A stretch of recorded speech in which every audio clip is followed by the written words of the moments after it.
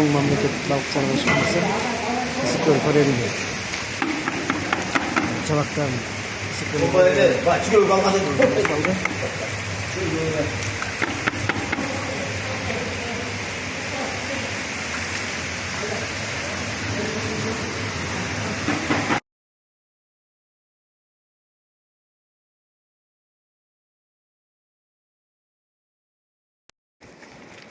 Ekim 25 yıl 12 Mart Тоң мамлекеттик балық чарба ишканасы Ысыккөл Форелинде. Табактар коюп жатабыз.